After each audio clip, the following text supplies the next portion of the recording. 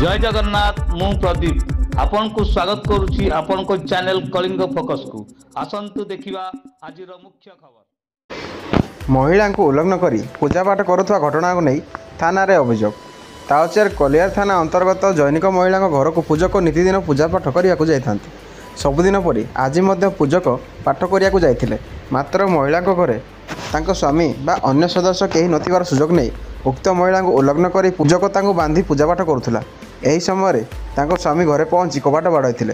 पूजक घरे कबाट खोली घर भितर पूजापाठ होउथबा एवं तांको स्त्री को उल्लंघन अवस्था बंधा होइथिबा देखि आश्चर्य हो जाइथिले एवं एहाकु नै से पूजक को पाटितुंड करथिले। घटनास्थल पूजक फेरार हो जाइथिला। एही घटना को केंद्र करी महिला कलियार थाना रे लिखित अभियोग करिसंती। पुलिस एक मामला रुजु कर तदंत चलाइबा सहित एपर्यंत पुलिस पूजकर टेर पाई नथिबा जଣା पड़िछि। ए संपर्क में कलियार थाना अधिकारी को जोगाजोग करथिले मध्य जोगाजोग संभवपर होई नाही।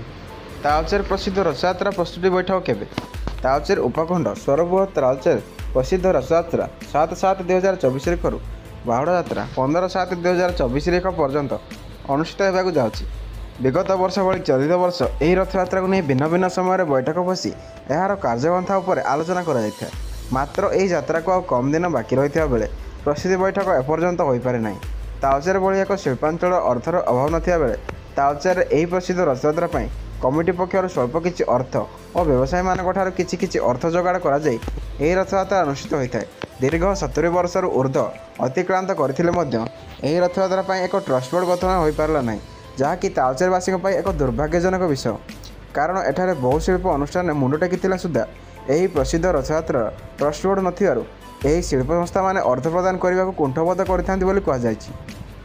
तेबे रथयात्रा कमिटीर सभापति उपजिलापाल रही बेले रथयात्रा परिचालन निमंते तालचेर राजा द्वारा नियोजित कर पंकज लोचन प्रति संपादक रही जमापड़ी। विगत वर्ष गुड़िक भली चलित वर्ष एपर्यंत रथखଳାର काठ आसीपारि ना और एथिपाई कौन प्रस्तुतिवर्धक होई जमापड़ी।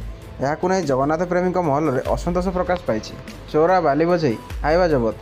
तालचेर टाउन थाना अंतर्गत शेरगीड़ा ग्राम में बही जाइथिबा ब्राह्मणी नदी बेआईन बालीघाटू एक हाइया गाड़ी संख्या OD 35A 26/12 चोरा बाली चालन होता बेले कौन सूत्र खबर पाई तालचेर खनि उपनिर्देशक कार्यालय पक्षर चढ़ाऊ कर उक्त हाइवाटी को जबत कर जमापड़ी। उक्त हाइवाटी को आनी DD माइन्स परिसर में रखा। तेबे सर्विसेस तथ्य मिल न सुधा उक्त बेआईन घाटर ट्रैक्टर और हाइवा जगे शह शह ट्रिप चोरा बाली चालन होता अभियोग होछि एवं एथिने राज्य सरकार कोटी कोटी टंका राजस्व हानि होता जमापड़ी।